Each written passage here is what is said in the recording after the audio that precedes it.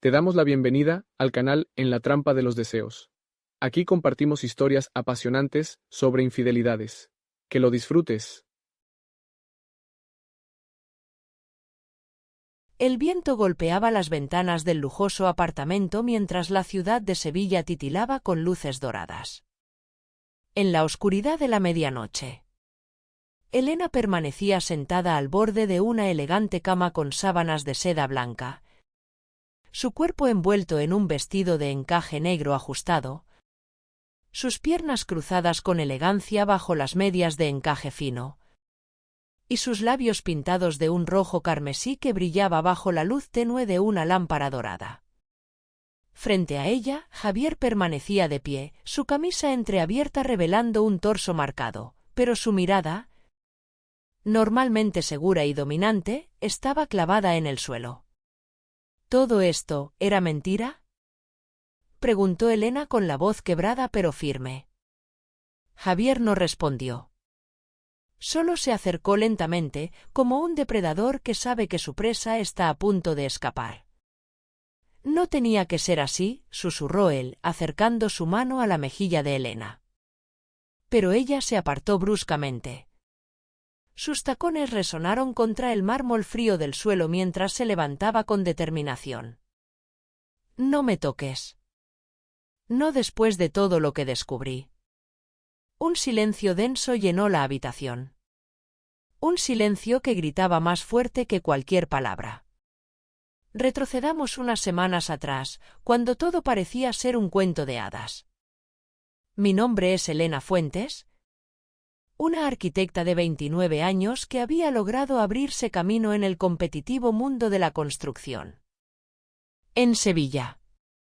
Con un apartamento pequeño pero acogedor en el barrio de Triana y una vida que giraba en torno a planos, reuniones y tazas interminables de café, nunca imaginé que el amor tocaría mi puerta de forma tan inesperada. Javier Soler, un empresario de 38 años, era el tipo de hombre que captaba miradas en cualquier lugar al que entraba. Alto, de voz grave, con una elegancia natural y una seguridad que parecía impenetrable. Lo conocí durante una gala benéfica para un proyecto de restauración de edificios históricos. ¿Y tú qué haces aquí, arquitecta?, preguntó él con una sonrisa torcida mientras sostenía una copa de vino tinto. Desde ese momento nos convertimos en inseparables. Sus detalles románticos, sus palabras siempre calculadas y su forma de mirarme como si fuera lo único que existía en el mundo me atraparon sin remedio. Después de un año juntos, Javier me pidió matrimonio. Una propuesta elegante en un balcón con vistas a la Giralda iluminada, con un anillo que parecía haber sido hecho solo para mi dedo. Acepté sin dudar. Las semanas previas a la boda fueron un torbellino de emociones. Pruebas de vestido, visitas al lugar de la celebración, interminables llamadas con proveedores. Pero algo comenzó a cambiar. Javier se volvió distante. A veces desaparecía por horas sin explicación. En una ocasión, mientras él se duchaba, su teléfono vibró sobre la mesa de noche. Un mensaje que no debía haber leído. ¿Todo listo para la entrega? No podemos permitir más retrasos. Llámame. Sentí un frío recorrerme la espalda. ¿Entrega de qué? ¿Quién era esa persona? Pero decidí no decir nada. Pensé que quizás eran solo negocios y que estaba exagerando. Sin embargo, la duda ya estaba sembrada. Una semana antes de la boda, mi hermana menor, Clara, llegó desde Granada para ayudarme con los últimos detalles. Clara era todo lo que yo no era, espontánea, valiente y sin pelos en la lengua. Elena, ¿te has dado cuenta de que Javier está raro? Asentí en silencio, sin poder evitar que una lágrima escapara de mis ojos. Esa misma noche, Javier salió diciendo que tenía una cena de negocios. Pero Clara y yo decidimos seguirlo. Conducimos detrás de su coche hasta un lujoso hotel en las afueras de la ciudad. Lo que vimos nos dejó sin palabras. Javier entró al hotel acompañado de varios hombres trajeados, pero lo que llamó nuestra atención fue una mujer que lo saludó con un beso demasiado íntimo para ser algo casual. «Elena, vámonos de aquí», dijo Clara con voz temblorosa. Pero yo no podía moverme. Mi mundo se había hecho pedazos en un segundo. Regresé a casa esa noche con el corazón hecho trizas. Javier llegó de madrugada, con el olor del whisky impregnado en su ropa. «¿Dónde has estado?», pregunté, tratando de mantener la compostura. «En negocios». «No te metas en cosas que no entiendes, Elena». Su frialdad me atravesó como un cuchillo. Pero no podía quedarme callada.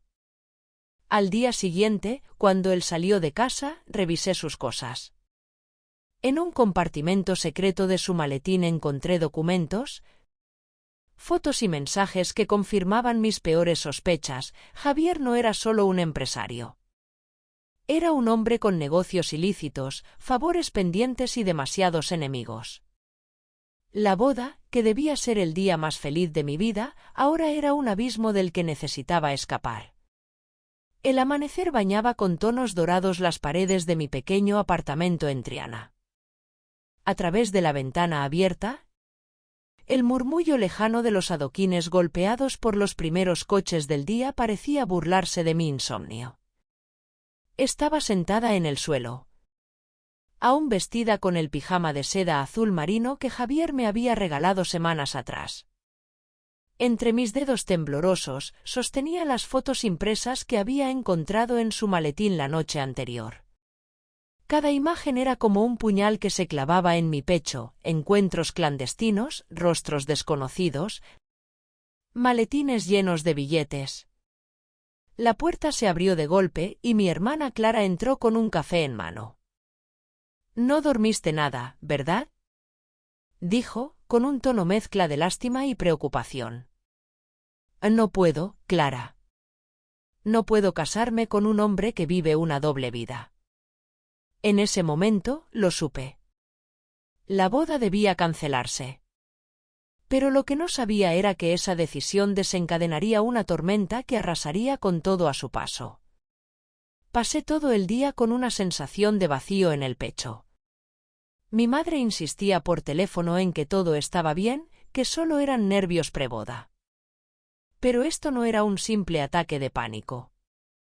Por la tarde, mi padre, don Ricardo, llegó desde Granada. Alto, robusto, con una mirada que había intimidado a generaciones enteras de cadetes en la academia militar. «Hija, explícame todo desde el principio». Mientras hablaba, veía cómo su expresión se endurecía con cada palabra. Al terminar, soltó un suspiro largo, pesado, como si llevara todo el peso del mundo sobre sus hombros. «No te preocupes, Elena. Esto termina aquí». Mi padre era un hombre de acción, no de palabras. En menos de una hora, había llamado a antiguos contactos, reservado habitaciones en un pequeño hotel cercano y organizado un plan para poner las cosas en su sitio. Esa noche, mientras me arreglaba para dormir, recibí un mensaje de Javier. «Te espero esta noche en nuestro restaurante favorito. Tenemos que hablar. No faltes». El corazón me latía con fuerza mientras me miraba al espejo. Me puse un vestido negro ajustado, con un escote delicado y mangas transparentes que caían suavemente sobre mis brazos. Al cuello, un pequeño colgante dorado en forma de luna que él mismo me había regalado. Al llegar al restaurante, Javier ya estaba allí. Su camisa blanca impecable estaba arremangada, dejando al descubierto sus antebrazos firmes. Me recibió con una sonrisa, pero sus ojos escondían algo más. «Elena, ¿por qué has estado tan distante estos días?». Tomé aire y le respondí con voz firme: «Porque descubrí quién eres realmente, Javier». Su sonrisa desapareció. La tensión entre nosotros era palpable. Durante unos segundos, nadie habló. Solo se escuchaba el débil murmullo de los demás comensales y el tintineo de las copas de vino. No entiendes en qué estás metiéndote, Elena. Si cancelas esta boda, no sé qué podría pasar. Había una amenaza en su voz. Por primera vez, sentí miedo. Pero también supe que no había vuelta atrás. De regreso a casa, le conté todo a mi padre. Don Ricardo no perdió tiempo y decidió enfrentarse a Javier directamente. Nos dirigimos al Hotel Alhambra Palace, un lugar elegante pero discreto en las colinas de Granada, donde Javier solía realizar reuniones de negocios. «Quédense aquí. No salgan del coche», ordenó mi padre antes de entrar al hotel con su porte autoritario. Desde el asiento trasero, Clara y yo observábamos con nerviosismo cómo las luces del vestíbulo iluminaban la figura de nuestro padre, mientras su sombra se alargaba amenazante sobre el mármol pulido. «Clara, esto va a terminar mal», dije, con las lágrimas contenidas en los ojos. «No, Elena. Papá sabe lo que hace. Siempre lo ha sabido». Dentro del hotel, don Ricardo encontró a Javier en una suite privada. No sabemos exactamente qué sucedió allí, pero cuando mi padre regresó al coche, su expresión era de acero puro. «Esta boda no va a ocurrir. Pero debemos actuar rápido». Horas más tarde, Clara y yo nos escondimos en una pequeña cabaña en la Sierra de Grazalema. Rodeadas de silencio y oscuridad, intenté procesar todo lo ocurrido. «Elena, no puedes seguir así. Tienes que descansar», dijo Clara mientras preparaba un té caliente. «¿Y si Javier nos encuentra?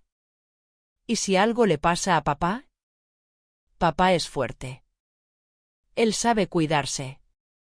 Ahora nos toca a nosotras ser fuertes también».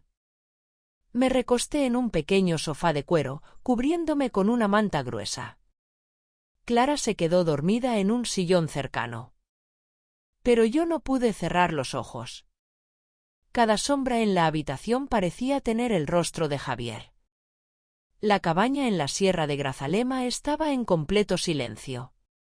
Solo se escuchaba el leve crujido de la madera al dilatarse con el frío de la madrugada.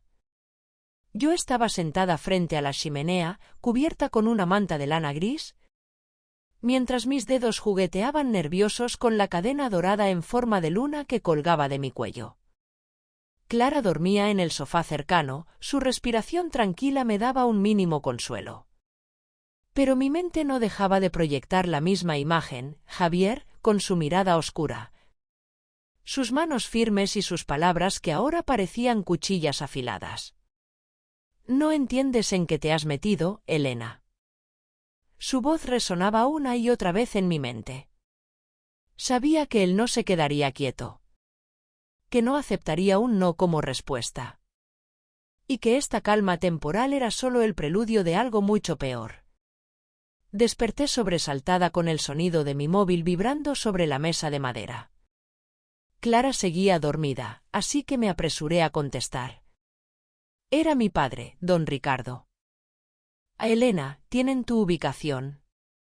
Salgan de ahí ahora mismo». El miedo me congeló.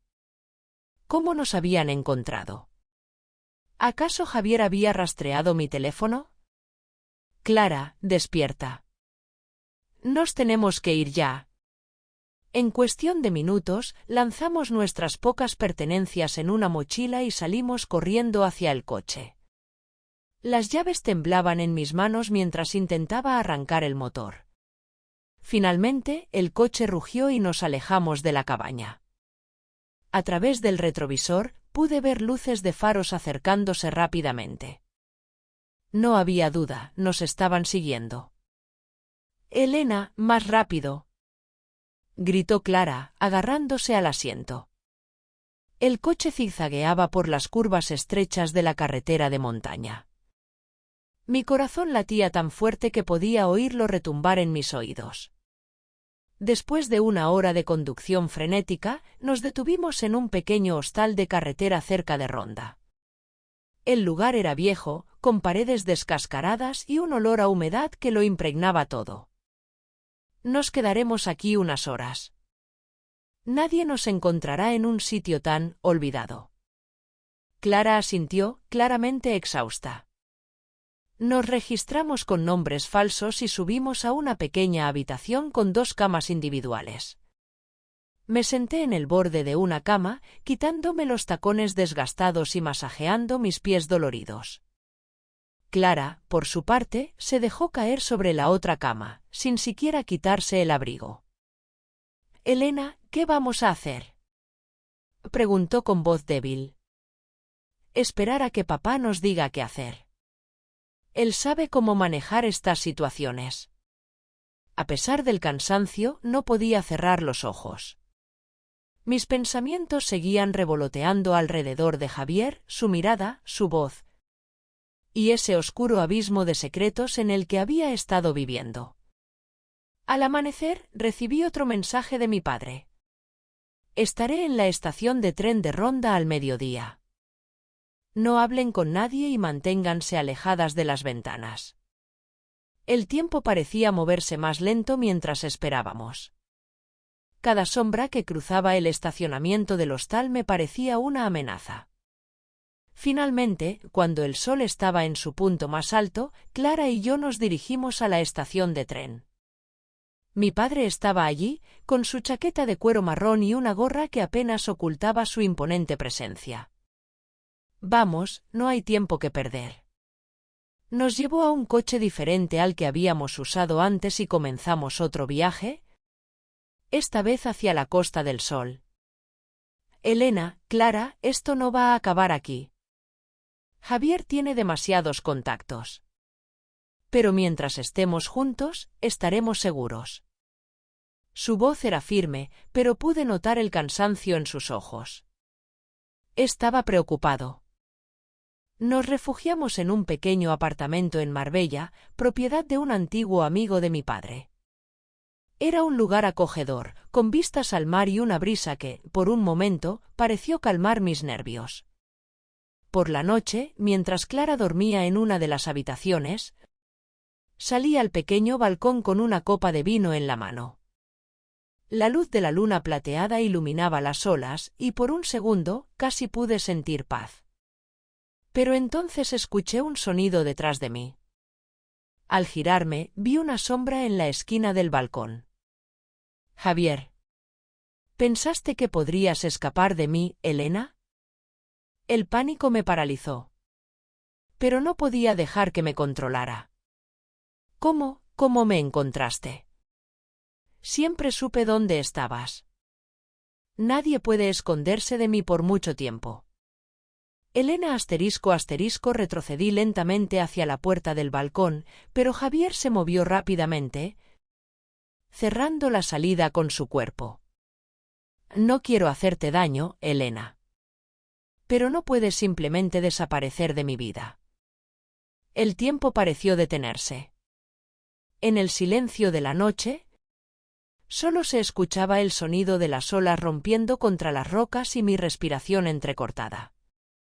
Pero entonces, una voz grave irrumpió en la oscuridad. «Javier. Aléjate de mi hija ahora mismo». Era mi padre. El aire nocturno de Marbella era denso, cargado de sal y peligro. Javier y mi padre, don Ricardo, estaban frente a frente en el pequeño balcón del apartamento.